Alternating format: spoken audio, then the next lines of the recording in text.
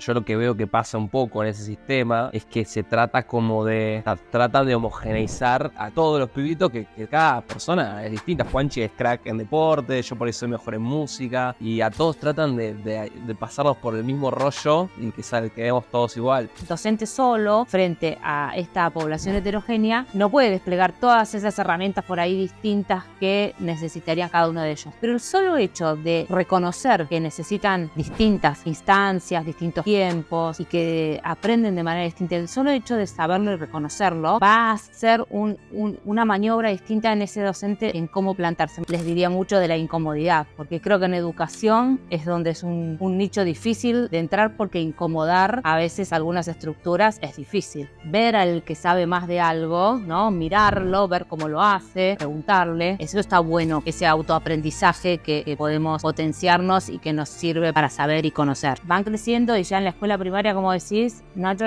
aparecen los celulares. Se han hecho muchos intentos de traerlos a la propuesta educativa y hay intentos bastante exitosos. Usarlos para estudiar, transversalizar toda la currícula de la enseñanza del primario y del secundario con desarrollo de habilidades blandas, con desarrollo de pensamiento crítico, con herramientas que ayuden a enseñar a pensar. ¿Cuántos títulos tenés? 3. El de base y de docente y 2 licenciaturas y un profesorado, o sea, 3 más de grado. 4 son, pero el de base es... O sea, tenemos un especialista en educación. Estamos bien. Perfecto. Y para arrancar algo más general, sí, y después vamos entrando más en cosas particulares. Vos, hoy, que estás en tema, ¿cómo ves al sistema? ¿Qué tendrías para criticarle? ¿Qué tenés para decir esto sirve, esto está bueno mantenerlo así? Yo lo que creo que hay una deuda en el nivel secundario, y lo digo siendo que no soy palo del nivel propio secundario, sino que vengo de... Pero al estar en las dos puntas del sistema, mucho tiempo en el nivel inicial y desde hace unos 5 años en el nivel superior, ¿sí? El sistema educativo tiene nivel inicial, nivel primario, secundario y nivel superior. En el nivel superior está la universidad y los institutos de nivel superior, carreras profesionales, de formación docente, los que antes se llamaban los terciarios. Okay. Tecnicaturas, ¿Ya no se llaman más terciarios? son de nivel superior. Okay. Entonces, hay múltiples tecnicaturas. Ahí es donde, les decía que al estar en las dos puntas del sistema, yo al ver, no cómo llegan, sino al recibir, porque no es ahí la crítica. Muchas veces critica que el nivel superior hace una crítica sobre cómo llegan después del secundario los chicos, las chicas, deformados o poco o mucho, o las carencias.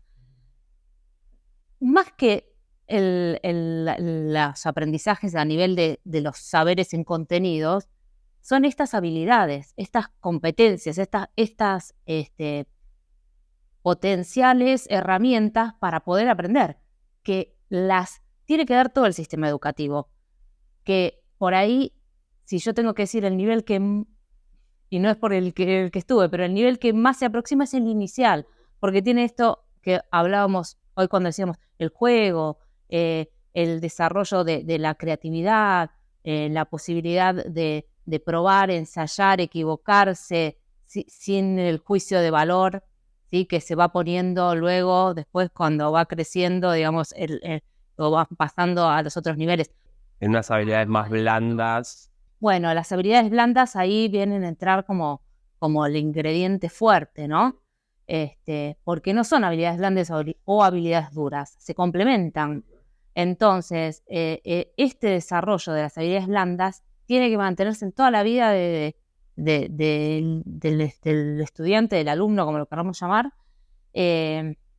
potenciadas y con posibilidad de ser y de estar presente a través de proyectos educativos que acompañen. Digamos, esto puede sonar como teoría pura, pero esto en la práctica es que el proyecto educativo tenga una propuesta que refleje esto, ¿no? Entonces va a correrse de la clase magistral, de la enseñanza de la memorística por repetición, del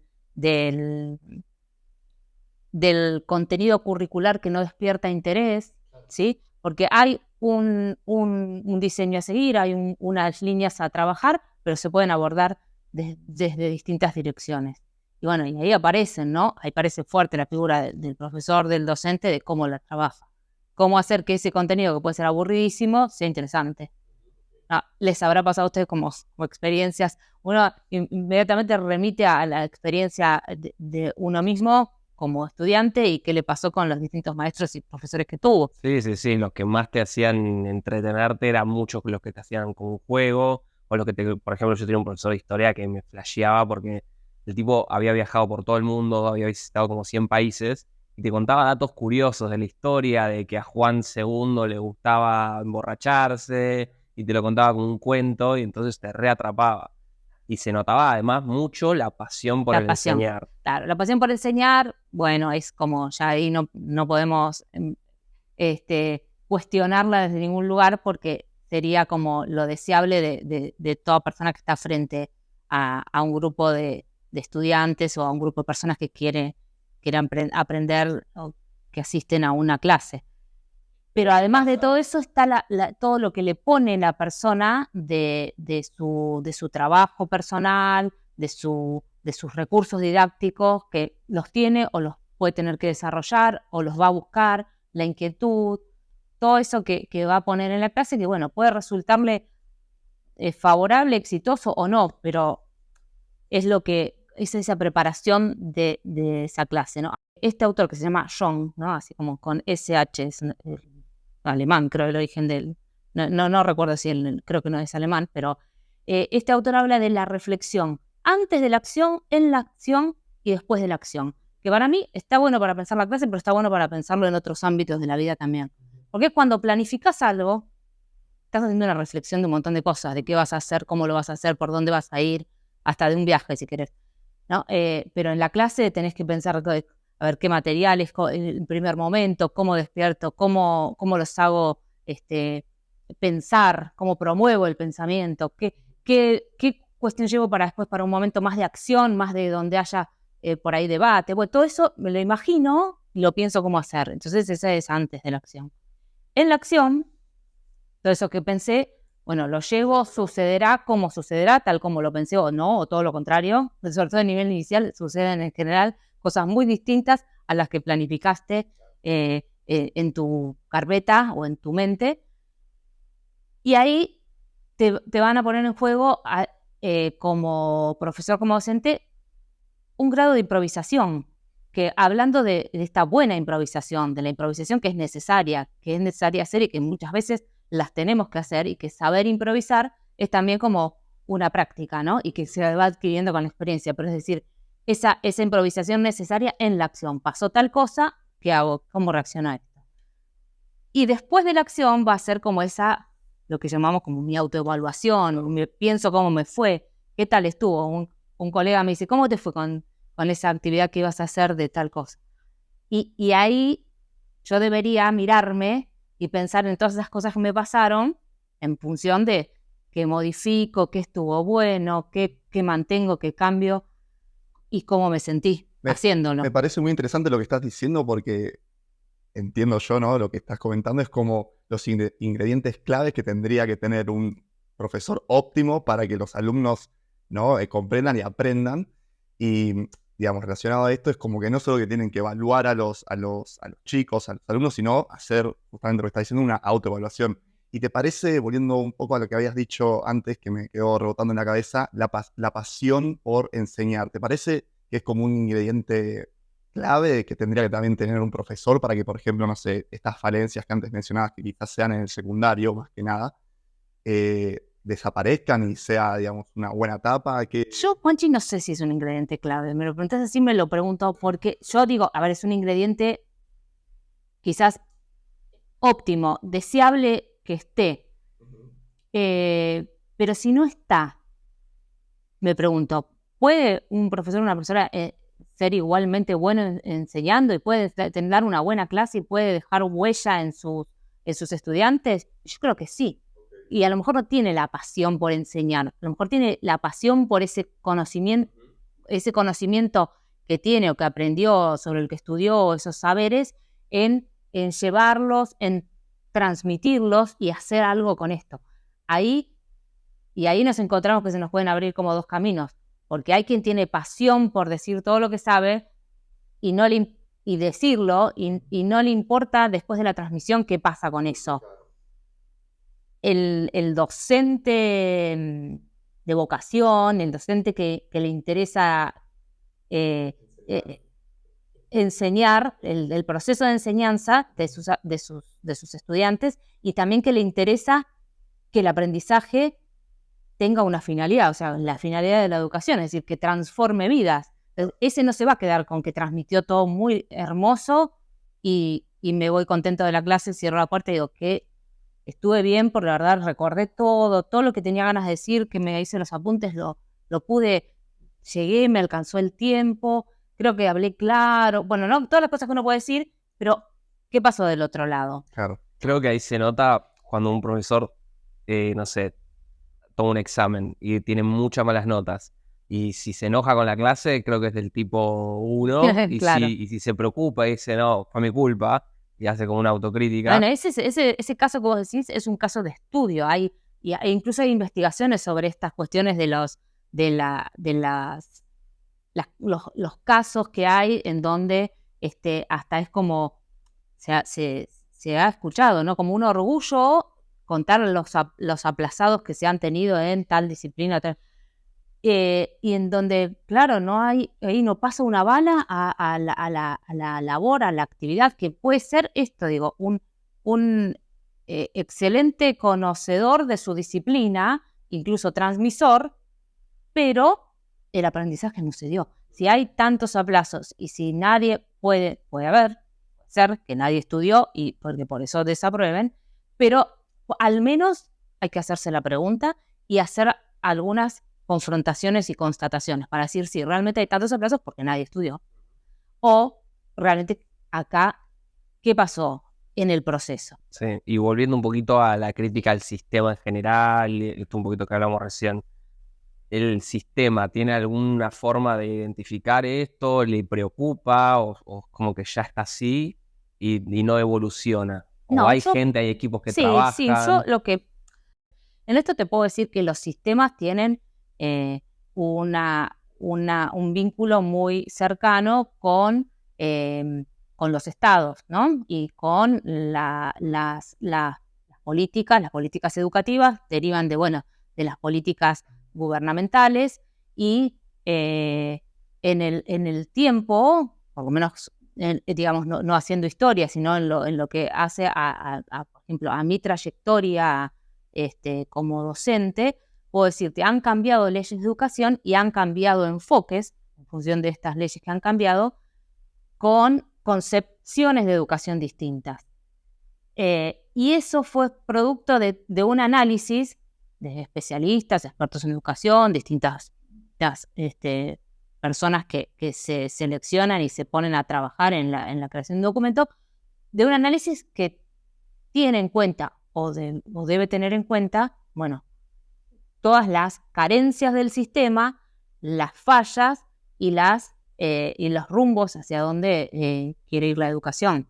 Para ir por un ejemplo más concreto, es decir, la ley anterior a la Ley Nacional de Educación, que se promulgó en 2007, la ley anterior a la Ley Federal de Educación, tuvo, digamos, muchos cuestionamientos, puso en debate mucho lo que tenía que ver con la desigualdad educativa, que producto de federalizar presupuestos y fue modificada, pero vino de la mano de un cambio de gobierno. Con lo que quiero decir, esto sin entrar en las cuestiones políticas, es que sí, la educación es un acto político, por lo tanto, sí, los sistemas educativos tienen una afinidad y hay como un diálogo con lo que pasa y también en el mundo, ¿sí? Porque hay tratados internacionales, están los derechos a la educación, los derechos del niño, digamos, que también bajan hacia, digamos, hacen derrame a lo que después se transforma en una ley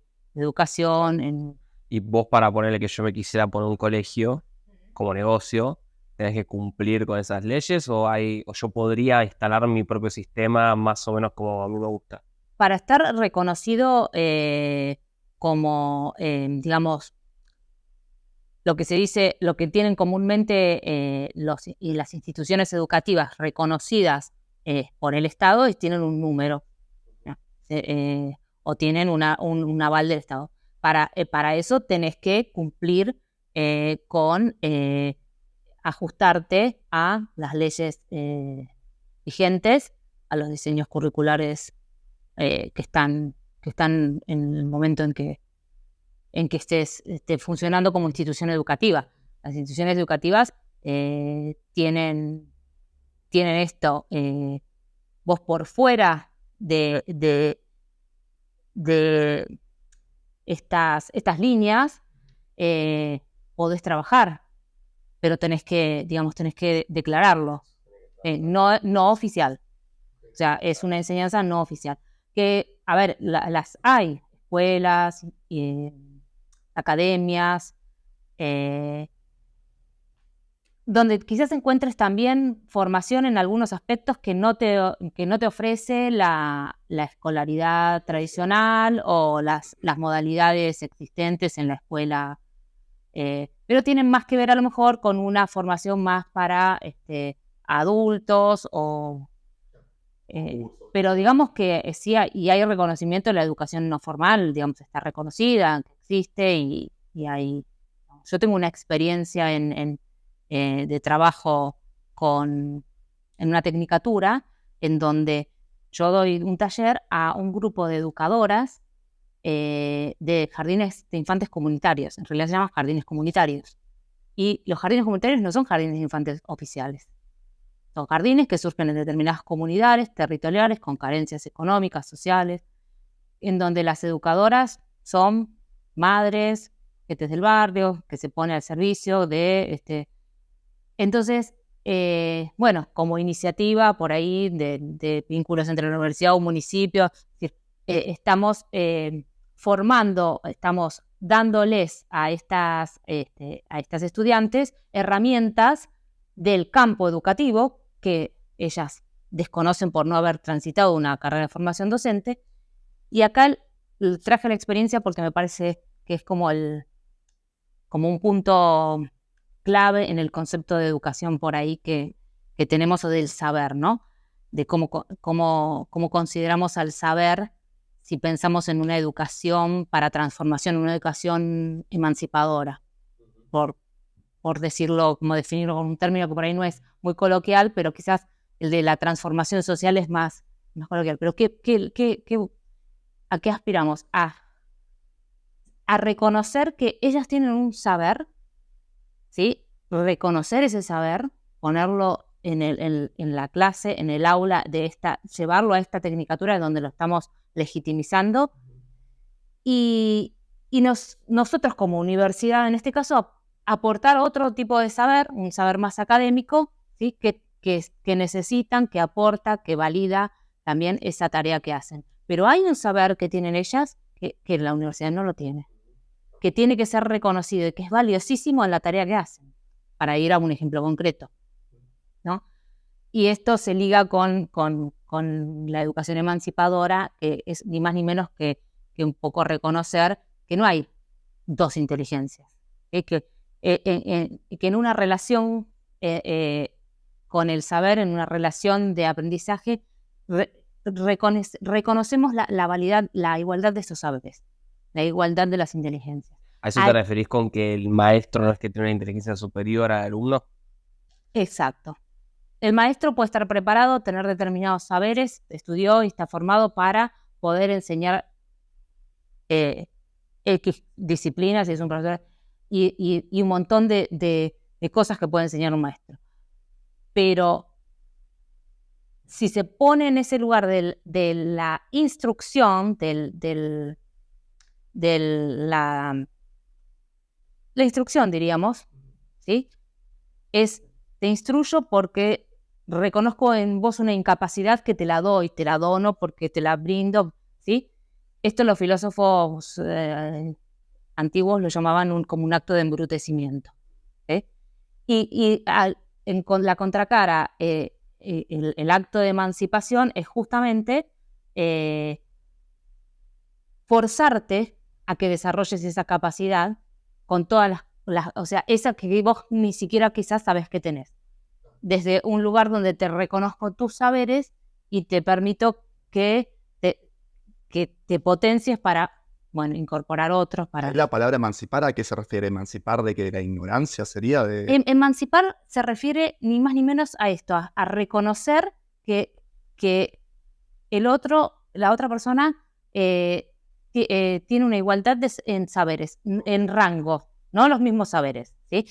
Digamos, una posibilidad de aprender que también la tenés vos de aprender de él. Hay una experiencia, esto por ahí hay una experiencia que trae. Hay un autor que dice, a veces hay que mirar viejas experiencias o revisar para experiencias educativas, para resignificar a la educación.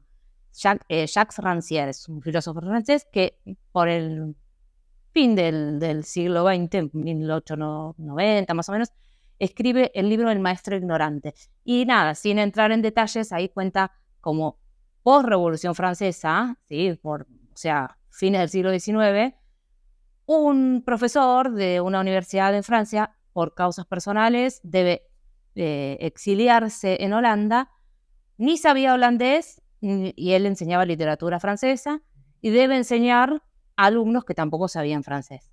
Entonces, él forzadamente crea como un método, ¿no? En donde lo que dice, en primer lugar, es reconocer la igualdad de inteligencias, porque a él le enseñaron un idioma y él enseñó literatura a partir de determinados métodos que puso en juego, pero no reconociéndose que él llevaba el saber, porque estaba en una situación donde alguna otra cosa tenía que hacer para enseñar. La experiencia fue exitosa y se repitió varios años, con lo cual no fue, digamos, lo trae porque, digamos, no fue como una improvisación que salió bien. Fue de fondo el bajar, y en ese momento, pensemos en épocas, ¿no? Siglo XIX, el lugar del maestro, o sea, pensado, es decir, bajar este lugar de decir, estamos en igualdad de inteligencias. Ustedes saben algo que yo no sé y yo sé algo que ustedes no saben y que quiero que lo aprendan.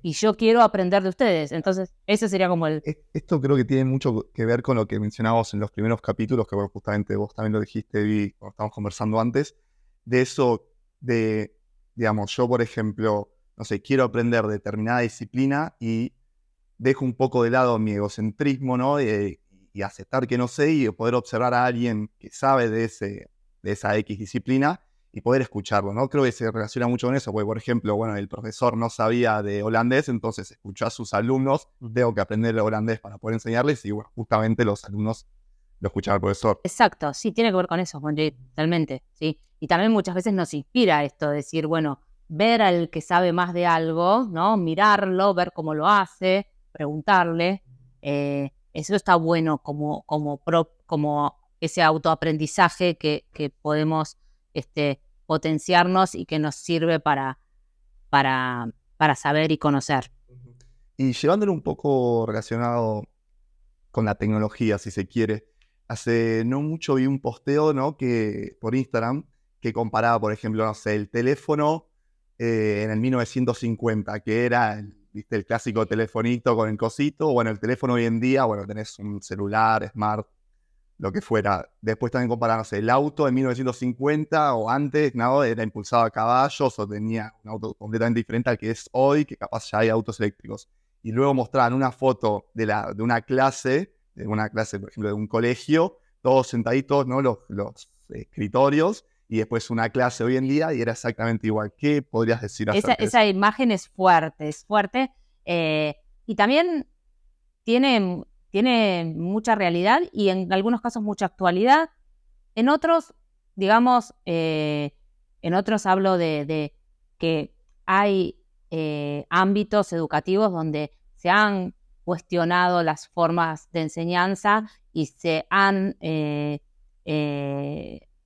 reinventado y formulado por ahí proyectos que acompañen más a este cambio social, cultural,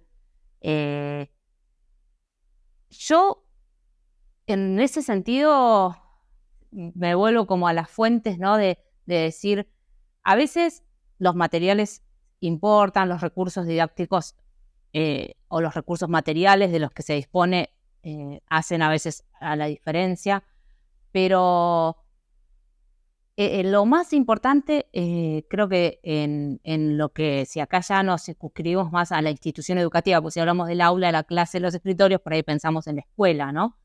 Ese el sentido de educación que pondere esa escuela. Pero esta imagen que por ahí decimos no es la que menos evolucionó de todas las otras cuestiones, ¿no? que fueron cambiando con el tiempo, yo no la generalizaría porque más allá del formato está la forma de entender a la educación y la forma de enseñar, ¿sí?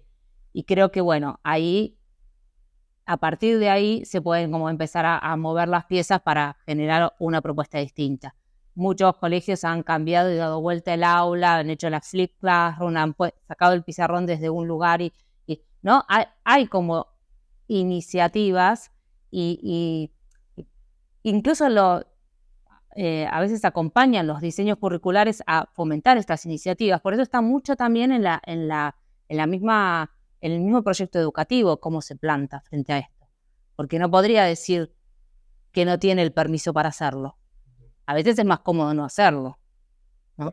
Y acá, si me meto con el lugar de la comodidad, les diría mucho de la incomodidad, porque creo que en educación es donde es un nicho difícil de entrar, porque incomodar a veces algunas estructuras es difícil. Pero bueno, ahí es donde después de incomodarse pueden aparecer propuestas creativas, puede aparecer un deseo de aprender que no había a partir de... ¿Conoces alguna de estas propuestas? Sí, en los años que he estado y por mi trabajo por ahí de acompañar a estudiantes de formación docente y visitar distintas instituciones, es como que veo algo a veces muy variopinto, es lo que veo, pero veo iniciativas interesantes en esta línea. Sí. Sí, es sesgado, a ver, no puedo hablar de una generalidad porque yo miro un ángulo, ¿no? Posible. Pero algo porque lo que cuenta Juanchi también le pasa a un montón de otras categorías, digamos, no solo la educación, como que la tecnología va muy rápido y el resto de las cosas avanza por ahí más Vos, Nacho, decís despacio. en relación a la tecnología y la educación, por ahí. Claro, exacto, porque para entrar en este tema más puntual de la tecnología, ahora con todo lo de la inteligencia artificial, ChatGPT, y más que nada el tema de que los pibitos, ya en la primaria, vos por ahí no Sí. te toca más de costado, pero debes saber que está lleno de celulares el aula, Claro, sí, claro. y que eso es un foco de atención que se te va. ¿Cómo se Mirá, plantea una estrategia? Yo en eso es bastante controvertido pensar incluso se han hecho preguntas, es decir, ¿cuándo es mejor que un niño se empiece a quedar frente a las pantallas? ¿O cuánto tiempo es recomendable? ¿Cuánto es perjudicial? Se habla mucho, hay mucho escrito sobre esto. Yo creo que cuanto menor es la edad de los niños, también menor tiene que ser el tiempo frente a las pantallas, ¿sí? En este sentido de la tecnología. No diría no, sí o no, blanco o negro, pero creo que todo el desarrollo de los primeros años tiene mucho que hacer ahí, el conocimiento con el entorno, el hacer, el explorar, el buscar, el preguntarse, el probar con materiales, con lo concreto, ¿sí? Y no tanto con lo tecnológico. Pero sabemos que igual está presente y no podemos mirar para otro lado. O sea, está. Ya cuando van creciendo y ya en la escuela primaria, como decís, Nacho, aparecen los celulares. Se han hecho muchos intentos de traerlos a la propuesta educativa. Y hay intentos bastante exitosos. Usarlos para estudiar, usarlos para... Ahí, ¿sabes con qué te encontrás? Con que tenés que contar con docentes que estén dispuestos a patear el tablero y ver cómo investigar y cómo saber y cómo hasta a veces capacitarse para ver cómo hacen la propuesta para llevarla Claro. por el lado del uso de la tecnología. En el secundario más todavía se da, y los hay, y la verdad que la otra cosa es decir, hay muchos docentes muy capaces y muy interesados en esto. De hecho, han salido disciplinas en relación justo solo a la tecnología, pero más allá de eso, el propio docente de matemática, de filosofía, buscan muchas veces incluir alguna de estos elementos tecnológicos de la actualidad para como estar a tono con la realidad, para generar un interés desde otros ángulos a otros estudiantes que por ahí nos interesan. Yo creo que todo lo forzado no sirve, pero que probar está bueno y que buscar información para saber cómo hacerlo es necesario, porque a tontas y a locas a veces si nos puede salir bien o no. ¿Y cómo crees que la evaluación de diferentes, obviamente hay algunas materias que se ven, digamos, involucradas en lo que voy a decir a continuación, pero cómo crees que la evaluación, porque viste que muchas veces para algunas materias sucede que es, básicamente te hacen una pregunta en un examen y es la memoria, y ahora quizás con ChatGPT está bien que... Sí, eso es fundamental. Mira, Google eso, ya hace rato. sí, Wow. sí. ¿Cómo No, es eso? mira, yo así como en paréntesis, tengo una experiencia del año pasado con ChatGPT usado en exámenes. Y es como ahora como que se puso ahí sobre el... Yo ahí voy a ir a un mismo lugar, pero vos podés hacer un examen que encontrás todas las respuestas en el ChatGPT, o podés hacer un examen donde el ChatGPT no te va a ayudar en nada y lo podés probar. Y nosotros en el equipo de profesoras con las que trabajo en la universidad, nos pasó en un primer cuatrimestre que nos encontramos con las respuestas del ChatGPT y dijimos, ¿qué hacemos? Bueno, el siguiente parcial que formulamos lo hicimos con este concepto de ver qué cosas, qué consignas, digo, no necesariamente son preguntas, a veces hay, no sé, un podcast donde te vas a analizar tal cosa desde tal lugar con la idea de tal autor, pero cuestionando a tal otro autor, pero con este sentido que te doy, que puede ser una película, un video, un meme, perdón, y lo pusimos a prueba antes o sea, lo hicimos como buscando la respuesta. Y el ChatGPT no nos dio la respuesta. ¿Sabes? Nos dio cosas que podían orientar y que podían ser generalidades o que podían estar muy atinadas en los temas porque pusimos palabras, porque trabajamos con determinado contenido donde aparecen conceptos puntuales del área o de la disciplina. Bien, ahora, eso no me responde. O sea, si un estudiante escribe todo eso en la consigna 1 para lo que le pregunté, no aprobó la consigna 1, porque no respondió lo que Por eso digo, ahí, y formular consignas y buenas consignas o formular buenas preguntas, es todo un tema y un tema interesante que yo creo que hoy más que nunca con esto es necesario que los profesores revisemos y rehagamos. Tenemos que rearmar todos los parciales. Sí, porque, y les digo, y esto es decir, estoy hablando de un nivel de educación que es el universitario, pero si me voy hacia abajo, lo que digo, ¿cómo llegamos mejor a eso? Bueno, ahí es donde digo, poniendo el foco en qué habilidades, vos nombrabas las habilidades blandas hace un rato, Nacho, digo, en cómo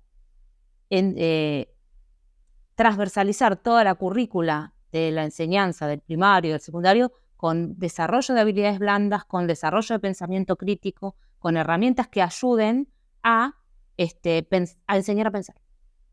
Yo lo que veo que pasa un poco en ese sistema es que se trata como de esto que ya se debe venir criticándose desde siempre. Yo siempre me acuerdo de la canción de Wall de Pink Floyd, de que tratan de homogeneizar a todos los pibitos, que cada persona es distinta. Juanchi es crack en deporte, yo por eso soy mejor en música, y a todos tratan de pasarnos por el mismo rollo y que quedemos todos igual. Sí, que los evalúan con una misma vara, justamente. Es algo que hace bastante ruido. Hay muchas viñetas, hay por ahí lo conocen a Tonucci, un italiano que hace viñetas muy, muy copadas de educación, que se las trabajamos siempre quienes trabajamos en educación, porque son muy gráficas. Está esta, la de la máquina, donde saca todos los chiquitos iguales, que justamente se pone para hablar de esto, ¿no? De la función esta homogeneizante de la educación, que tiene que ver con determinados intereses políticos, intereses de el saber hegemónico transmitido desde la institución escuela, y justamente la heterogeneidad de individuos que somos en la vida, en la sociedad y en la clase misma, nos llevan a pensar que las formas de aprender son completamente distintas, y entonces las formas de enseñar también deben mirar no una única manera.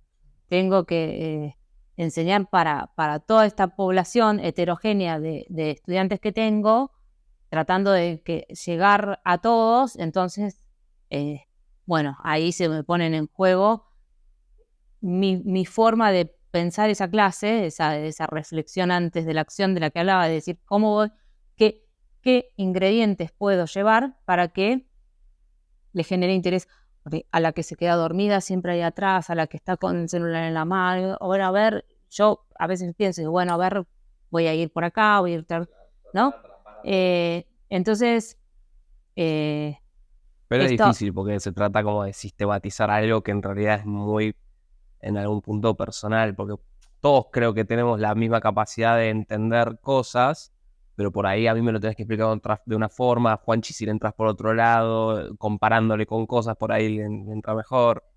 Sí, es cierto, y también es difícil, porque dependiendo del nivel educativo, vos te encontrás con que de pronto podés manejar en una población digamos, alta de aula, alta en número me refiero, que podés irte a un grupo, decir, bueno, me siento acá, trabajo de esta manera, pero vos, si pensás en los niños más pequeños que necesitan un cuidado, que llaman a la maestra al instante, que tienen que explicarle, a veces el docente solo, frente a esta población heterogénea, no puede desplegar todas esas herramientas por ahí distintas que necesitarían cada uno de ellos.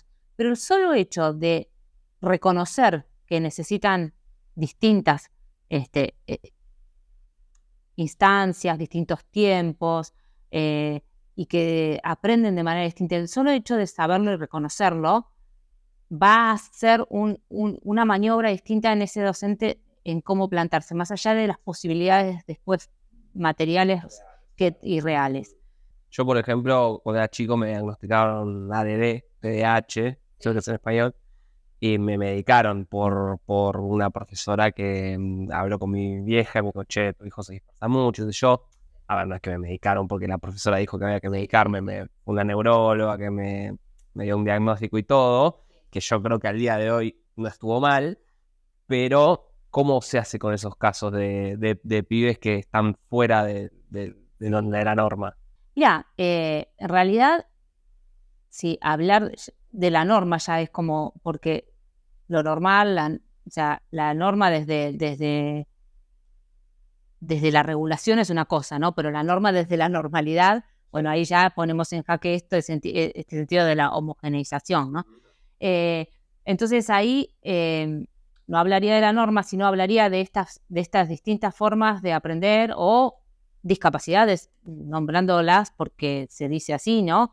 Trastornos de aprendizaje, hay una variedad, digamos, hoy en día de diagnósticos y no diagnósticos, ¿no? A veces no se trata de tener el papel que diga qué es lo que tiene este niño, sino de, sin importarme qué dice el especialista que tiene, interesarme por saber qué necesita para aprender. De cara al futuro, se está llevando a cabo diferentes cambios de esto mismo que veníamos hablando, de avanzar un poco en la forma de enseñar. ¿Crees que se está haciendo a un ritmo adecuado, que es medio lento, que se podría hacer más rápido? Yo ahí no podría decirte, Juanchi, si se está haciendo al ritmo adecuado. Yo creo que se están haciendo muchas cosas en pos de esas cuestiones que venimos nombrando o conversando sobre la inclusión educativa, sobre reconocer esta heterogeneidad de individuos en el aula, en la vida, pero bueno, estamos hablando de educación, y al reconocerla, pensar a la enseñanza de otra manera, que se están haciendo cosas así, yo no podría mensurar cuánto ni el ritmo. Pero ¿cómo ves vos el pero- futuro de la educación estando tan adentro? No, yo la verdad es que sí, como estoy muy adentro del ámbito educativo y pasé de una punta a la otra en el sistema, como les decía hace un rato, pero nunca salí de ahí y yo soy una persona en sí misma no optimista por el optimismo en sí, sino más bien con la mirada de apostar y de tener esperanza que en la educación están las herramientas para transformar el futuro y las realidades. Yo en eso creo y no sé si se está haciendo a un ritmo adecuado o no, pero creo que hay cosas y hay indicadores que muestran, les voy a dar un ejemplo concreto, ¿no? Pero indicadores que muestran que sí se puede hacer desde la educación poco o mucho, pero acciones que impacten en esto, ¿no? En la transformación social, en esto, en la mirada de la educación emancipadora. Si tenemos universidades nacionales que permiten el acceso a una población que estuvo sesgada de acercarse a la educación universitaria o a una tecnicatura por realidades sociales y económicas durante muchísimos años en nuestro país, y desde hace un tiempo a esta parte, algunas décadas, se han impulsado estos proyectos y hoy podemos ir a mirar en números, en estadísticas, qué población hay, cuántos egresados, cómo transcurren sus carreras. Esas herramientas y esas personas que transformaron su vida a partir de pasar por la universidad, por ejemplo, o de pasar a hacer una carrera profesional o de recibirse de enfermeras, por decir, cuando pensaban que a lo mejor no iban a llegar nunca. Eso para mí es el valor que tiene y la potencia que tiene la posibilidad de acceder a la educación. Digo, las posibilidades materiales de acceder, porque si todas las universidades fueran privadas, esto desaparece. Completamente. Yo desde acá personalmente avalo completamente la educación y también está demostrado empíricamente que mayores niveles de educación son mayores niveles de PIB per cápita, salud, redistribución del ingreso, así que ni hablar. Desarrollo humano. Desarrollo humano. Así que nada, muy linda charla. Por mi parte creo que nosotros cubrimos. No sé si hay algo que no te preguntamos, que quieras traer a la Que mesa. tengas ahí anotado en la agenda. En mi agenda anoté ideas, no, pero me encantó compartir con ustedes y las preguntas que me hicieron me parecieron tan buenas, que son preguntas que nos podemos hacer todos y que se pueden hacer sobre todo los que no están en el ámbito educativo y eso es lo que tiene de interesante, ¿no? Porque también cómo ve el que no está metido en el sistema, y esa es una lectura importante y para tener en cuenta, ¿no? Así que les agradezco la invitación. Muy lindo, mil gracias por venir, Didi. Si alguien te quisiese contactar, ¿hay algún método para contactarte? ¿Alguna red social? No, tengo mi Instagram. Bueno, pero después anoto. ¿LinkedIn lo usás? LinkedIn tengo también, sí. Porque sí. se suele compartir mucho LinkedIn. LinkedIn sí. Estoy en LinkedIn como Viviana Rodríguez. Viviana Rodríguez. Viviana María Rodríguez. Bueno, después lo buscamos y lo ponemos en la descripción. Sí, ahí está. Así que bueno. Sí, Bueno, nada, los que se quedaron hasta acá, gracias por verlo todo. Estuvo muy interesante, calculo que alguien va a dejar algún comentario piola. Así que... Muy linda charla, y la verdad que está bueno porque justamente, como mencioné recién, al estar tan alejado quizás de lo académico, si se quiere decir, tener esta conversación es como que me refresca lindas cosas y me da ganas también de ponerme a estudiar y bueno, eso estuvimos conversando, que está bueno nunca dejar de aprender. Eso está bueno de decirlo, o sea, en realidad la educación puede ir por niveles, pero en realidad nunca termina. Uno puede seguir leyendo libros, informándose, haciendo cursos. Mira, yo tengo una amiga que su marido, en un momento que ella estaba en la decisión no importa la edad, pero digamos ya había terminado su carrera, estaba trabajando, no tenían una necesidad de estudiar algo para cambiar ni una inquietud por ahí. pero le gustaba mucho una carrera determinada. Y estaba en esa duda de, ¿y ahora? ¿Por qué no estudiar? ¿Y ahora? Y el marido le dijo una frase que a mí me quedó y yo se la repito a todo el mundo. Dijo, el tiempo pasa igual, estudiando o sin estudiar. Así que si tenés ganas de hacer eso, hacelo y estudia. Digo, por el ejemplo de ella, lo hizo, estudió, se recibió y además creo que hasta impulsó o motivó a personas, porque a mí, conmigo, lo mío, digamos, yo hice distintas carreras, pero yo hice una después de esta frase, más allá de que no fue la frase, pero la frase me vino en el momento de... Siempre se te generan dudas en algún momento de la vida de estudiar. A veces que, no sé, yo que soy grande y he tenido chicos chiquitos y en determinado momento de la crianza, no sé si ese era el momento, bueno, a ver, racionalizar las cosas está bien, pero desechar o correr la idea de empezar algo que te gusta estudiar, así sin madurarlo mucho y sin reflexionarlo, no lo recomiendo. Digo, hagan todo el análisis. Si no se pudo, no se pudo. Pero si les gusta mucho y tienen ganas, nunca es tarde para empezar a estudiar. Nunca es tarde para nada, es verdad. Y además es la mejor inversión, la que tiene mayor retorno. Así que Es lo que con lo que te queda. no te lo puede sacar nadie. Nadie. Así que nada, Así excelente. es. Muy lindo mensaje. Y bueno, nuevamente, muchas gracias. No, de nada, chicos. Que les vaya muy bien con esto, que es muy interesante. Gracias. Nos vamos a ver el próximo.